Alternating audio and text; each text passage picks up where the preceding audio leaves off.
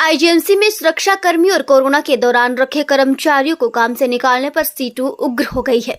इन कर्मियों ने आज सीटू के बैनर तले राजभवन के बाहर मुंह पर काली पट्टी बांधकर मौन धरना दिया और कहा कि उन्हें वापस नहीं रखा गया तो उग्र आंदोलन किया जाएगा। सीटू के प्रदेश अध्यक्ष विजेंद्र मेहरा ने बताया कि अगर सुरक्षा कर्मियों और कोविड कर्मियों को न्याय नहीं मिला तो आंदोलन उग्र होगा।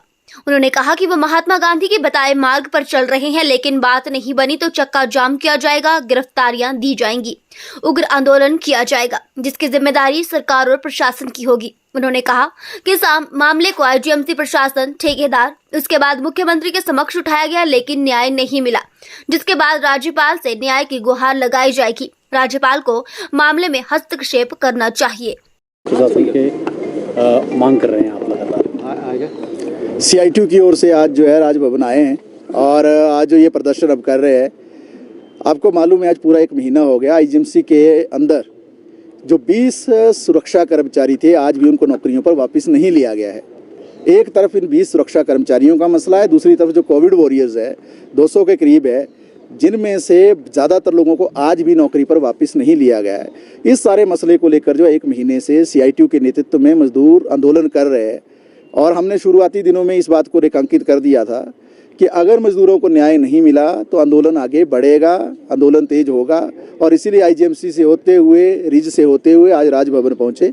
हम इसलिए यहाँ पर आए क्योंकि हमने इस सारे विषय को आईजीएमसी के प्रबंधन से भी उठाया, ठेकेदार से भी उठाया, हमने शिमला के DC और SP के माध्यम से भी इस मसले पर हस्तक्षेप करवाने की कोशिश की और सरकार की तरफ भी इसका ध्यान हमने आकर्षित किया। मुख्यमंत्री महोदय से भी हम मिले, लेकिन हमें न्याय नहीं मिला और इसीलिए आज जो राजभवन आए हैं।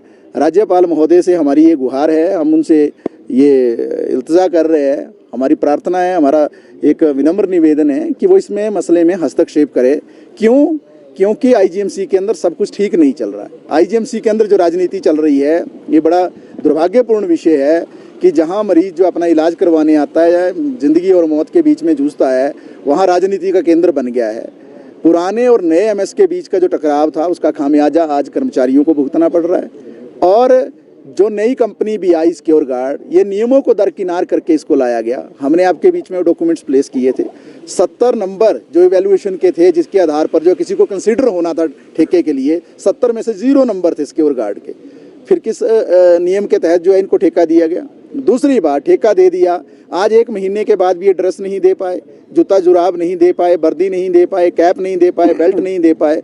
पेनल्टीज हैं ठेके के अंदर, वो एक पेनल्टी जो है वो आज उसको कैलकुलेट करेंगे तो आज 50 लाख रुपए से ज़्यादा पेनल्टी जो है फाइन बनता है। क्या वो कंपनी से लिया गया? क्यों नहीं लिया गया? क्योंकि ये कंपनी जो है नियमों को दरकिनार करके लाई गई, इसके पास साधन ही नहीं है। इस ठेके में ये भी बात स्पष्ट थी कि 2017 से पहले की कंपनी होनी चाहिए। ये कंपनी बनी ही 2020 के बाद। इसको किस तरह से ठेका मिला? इसका इनकम टैक्स रिटर्न कहाँ है? ये सारे विषय हमने उठाए हैं। इन लोगों को निकालने का सिर्फ एक ही कारण था नौकरी से, क्योंकि ये सारे यूनियन के पदाधिकारी थे। और आपने स्वयं 2 दिन पहले रिपोर्ट किया प्रिंट मीडिया और इलेक्ट्रॉनिक मीडिया के माध्यम से कि पिछले जो ठेकेदार थे इस कंपनी से पहले भी, रेनबो कंपनी जो थी, उसने भी 6 महीने का पैसा खा दिया मजदूरों का, PF का, जो कि लाखों रुपए में। तब भी यही प्रशासन था, आईजीएमसी का यही प्रबंधन था, इन्होंने उस पर कार्रवाई क्यों नहीं की?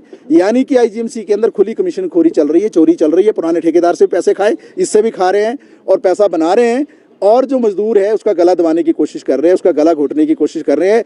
इन लोगों ने इन विषयों को उठाया था कि हमें न्याय मिलना चाहिए, जो हमारे अधिकार हैं, श्रम कानून है, वो लागू होने चाहिए। तो अगर ये विषय इन्होंने उठाए तो कौन सा गुनाह किया? और प्रशासन जानता था कि अगर इनको नौकरी से निकाल दिया जाएगा तो इनकी लूट जो है प्रशासन की और ठेकेदार की बदस्तूर जारी रहेगी। इसीलिए इनको टारगेट किया गया, नौकरी से निकाला गया, विक्टिमाइज किया गया। हम ये भी कहना चाह रहे हैं कि लेबर ऑफिस की भूमिका कोई नज़र नहीं आई पूरे मसले में। बहुत नज़दीक है लेबर ऑफिस शिमला के अंदर। इस मसले में DC SP साहब की कोई भूमिका नज़र नहीं आई, सरकार की कोई भूमिका नज़र नहीं आई। इसलिए मजबूर होकर जो है आज हमें राजभवन आना पड़ा। तो हम राज्यपाल महोदय से जो है निवेदन करेंगे कि वो इस मामले में हस्तक्षेप करें, मजदूरों को न्याय दें, जो कोविड वॉरियर्स है उनको भी, और जो सुरक्षा कर्मचारी आज 20 से ज़्यादा नौकरी से बाहर है उनको भी नौकरी पर वापस लिया जाए। अन्यथा हमने जैसा ऐलान किया, हम चरणबद्ध तरीके से आगे बढ़ रहे हैं आंदोलन में। हमने कहा है कि सत्याग्रह से होते हुए आंदोलन निश्चित तौर से उग्र होगा, जेल भरो भी होगा, चक्का जाम भी होगा, गिरफ्तारियों के कार्यक्रम में भी हम बढ़ेंगे, 144 तोड़नी पड़ेगी उसको भी तोड़ेंगे, और जो भी आंदोलन में करना पड़ेगा। हम जो है अन्याय को सहने के लिए तैयार नहीं है। शोषण जुल्म अत्याचार के खिलाफ ये लड़ाई है जो जारी है और जारी रहेगी, और उम्मीद है कि राज्यपाल महोदय इस सारे विषय पर जो हस्तक्षेप करेंगे और मजदूरों को न्याय देंगे। ठीक है।